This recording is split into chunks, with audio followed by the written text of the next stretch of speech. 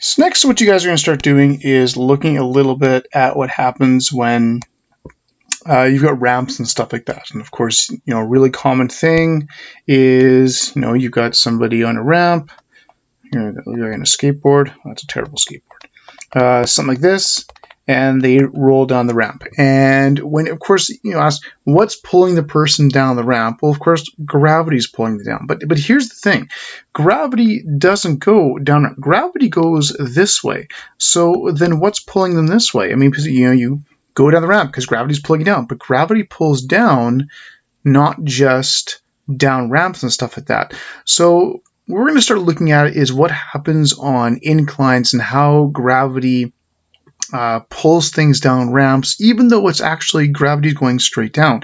So we're going to start looking at this and some of the other things that kick into the scenario and the forces required for things to go down ramps. Okay, so it's called inclined planes, inclined forces, that type of stuff, which are used for lots of different things. Okay, so to help us out, we're going to use a sheet here to help us out to sort of look at some things that are actually going on. So you got a basic box on a table, really, really simple, very, very standard, really typical. Of course, you've got the force of gravity pulling down. You'd have the normal force going up. Really, really simple. And of course, those two forces would be equal to each other. One creates the other. Really, really, really simple. Okay. Now, of course, the trick for this is not Newton's third law, because these forces are they're both acting on the same mass. And some people, they'll look at stuff like this, that Fg and Fn, those are Newton's laws type thing, like Newton's third law were equal and opposite forces. Well, they're equal forces, they're opposite, but since they're acting on the same mass, they're not Newton's third law paired forces. But anyway, so those are the two main forces acting in the box. This is what you guys have worked with for a while already. So now what happens when we take a box and we put it on a ramp? Well, the force of gravity is still going down. That hasn't changed. And this over here, this is still the normal force. Now, it's still the normal force because by definition, if you guys remember, normal force or natural force has to be perpendicular to the surface. I mean, that's the definition of it. But you can see they're no longer opposite anymore. So it's just a perfect little illustration that Fn and Fg aren't always the same and not always equal and opposite. So over here, we still have Fn, we have Fg going straight down, but they're not equal and opposite anymore. But that doesn't mean one doesn't have anything to do with the other. Why is there normal force in the box? Well, because the box is pushing down into the ramp and the ramp pushes back up on it. But it's being pushed down on the ramp because of gravity. So gravity is definitely part of the normal force. But gravity isn't just pulling the box down to the ramp to create pressure. It's also pulling the box down the ramp. So it's causing motion. So gravity is actually doing two things at the same time, which is a little bit different. Now, the other part that kicks in, if you look at the coordinate system, you can see that the coordinate system, my XY plane, has actually been rotated. And what you want to do is you want to rotate your reference frame or your coordinate system. That's because when the box is sliding down the ramp, if you don't rotate your system, if we would go back to this system and the box was sliding this way, it's moving in two dimensions at the same time. You're moving, there'd be X motion and Y motion, which gets complicated. But if we rotate the system, so the box is moving like this, it's only moving in the X direction, which makes things an awful lot easier. But the consequence of this is, if you look at the force of gravity, which is going straight down on the picture, it's no longer straight down on my coordinate system, or force of gravity is going this way. It's actually, according to my reference frame, at an angle. So since the force of gravity is at an angle, according to my new reference frame, it can be broken apart to do different things. All right, so the force of gravity actually does two things. So the force of gravity does a couple things. First of all, it causes the Fn to exist, but it also causes the motion down the ramp. And what we've done is we actually rotate or turn our reference frame. And because of this, the FG is now at an angle, which means we can actually break apart the force of gravity. Okay, so we can actually break this thing apart. All right, so let's go to the third picture and sort of see how that kicks in. So if we go to the third picture here, my force of gravity is going to be broken apart. My Fn, if I go back up here, my Fn is actually along the vertical axis, along the y-axis. They're perfectly parallel. And my force of gravity is at an angle. So if I break apart my force of gravity is doing two things. It's going down this way, and it's also going across this way, and then hopefully you can see sort of how it can do two things at the same time and how things connect. This right here, this is my FG in the y direction. This is my FG in the x direction. They do different things. Now you can probably tell already, here's my Fn again, that my force gravity in the y direction is directly connected to this. They're equal, they're opposite. So what's occurring, my FGY, this is what actually creates the normal force. And the flatter the ramp, the bigger FGY is going to be. So FGY creates the normal force.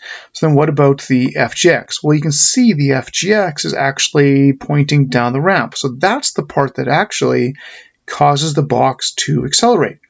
So the FGX part, this is what actually causes the motion.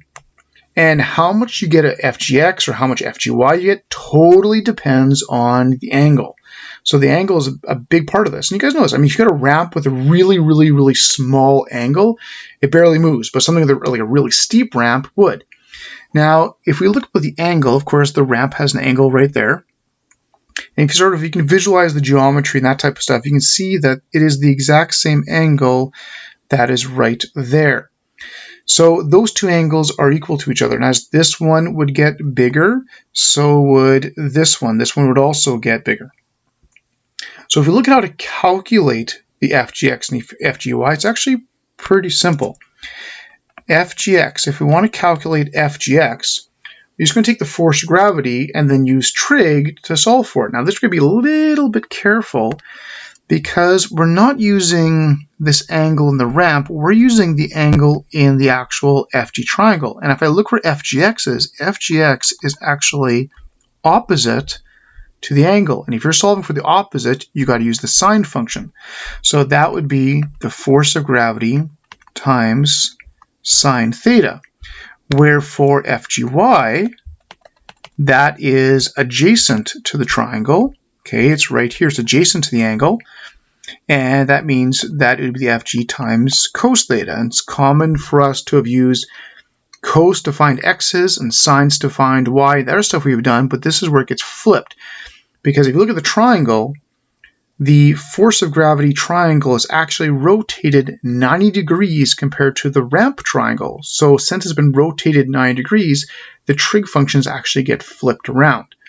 So you will commonly see FGX as mg sine theta, and then this would be mg cos theta, and that's how you can solve for how much force is pulling a box down and how much force is being used to create normal force between the surfaces. Now, even if, the trig function type thing, if that angle's really, really, really, really small, it would barely go down. The FGX would be really, really small. So it makes sense for the angles, because if I look at this, if sine theta is really, really, really using like a really small angle, sine theta of a really small angle is really, really, really small. So FGX is really small. That makes sense. If I use cos there by mistake, the cos of a small angle is really big. So how could a really small angle cause a whole lot of FGX? That doesn't make any sense. And that's because for this, the trig functions are flipped around. So FGX was going to use sine theta, and FGY is going to use cos theta. Okay, so let's just do a little bit of work here and sort of show you how this type of thing actually works. Okay, so I'm actually going to go back to my little skateboarder guy that I had before, And let's say we've got, let's do something really simple. So we level a 75 kilogram skateboarder, and let's say he is on a 20-degree ramp. Let's do something really simple. What is the acceleration of my skateboarder? Well, the force on him, I've got FGX is pulling him down. I don't actually need to worry about FGY right now. All I really care about is my FGX. So my FGX would be mg sine theta. If I punch that out, that gives me about 252 newtons. So there's 252 newtons pulling him down the ramp. Okay, pretty straightforward. So then to find his acceleration, that would be F over m. Now this is the only force acting on him. I'm just going to use the 252. That's it, no big deal. So I divide that by the 75, and he's accelerating down the ramp at about 3.3 meters per second squared. That's it. Okay, so it's very similar to the stuff you guys have done before, except FGX, FGY, the idea of breaking apart the force of gravity to do different things. Okay, so let's try something else. All right, ooh, nice purple triangle. Change that. Okay, so do something really simple. All right, so let's see, gotta put an apple on here. Okay, all right, apple. Okay, let's say this is a 25-degree angle. Let's say, actually kind of looks like a tomato more than an apple, but whatever. Let's say we've got a 65 kilogram tomato, and let's just start simple. What are FGX? What are FGY? And then we'll piece some things together. So let's just start with my FGX. So my FGX would mg sine theta.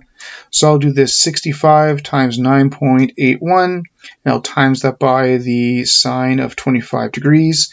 And I've got an FGX of, I'll just round off, around 270 newtons. So there's 270 newtons trying to pull the tomato down the ramp. Okay, so now I'm going to find my FGY. Now my FGY would be mg cos theta.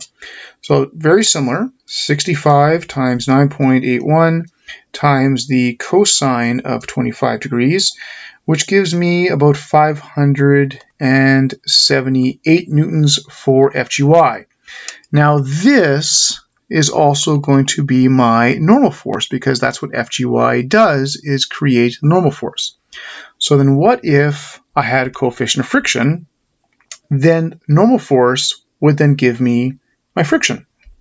So let's say the coefficient of friction between the giant tomato and the surface over here, let's say the coefficient of friction was, let's just go with 0.30.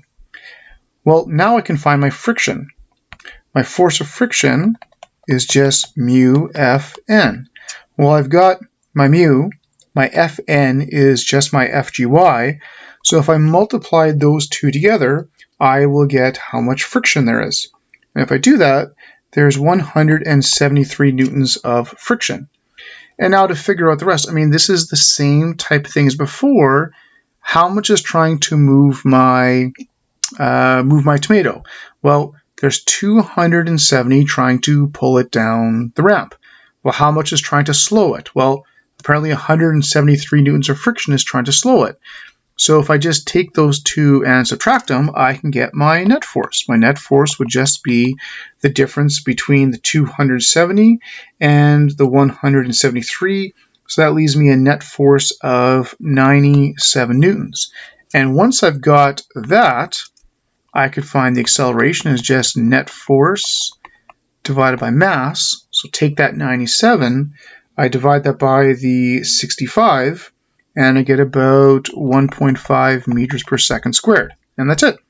So this is very, very, very, very similar to the other stuff that you guys have done.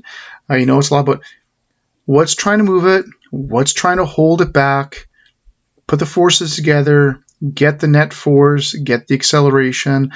Most of the calculations are the same. The FGX and the FGY are the only two newish type things.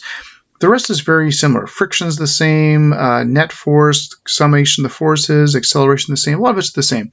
Just a different perspective on it. So you get the FGX and the FGY, and probably the biggest difference is often in the other stuff you guys did, mg was equal to Fn. Here they're not equal. It's only the y component of Fg is equal to Fn. But then the rest of it's actually very similar. Okay, so, and again, just like other dynamics, the more you do, the more comfortable you become at doing this type of stuff, and it typically works out pretty well based on the stuff that you guys, or building on the stuff that you guys have done previously.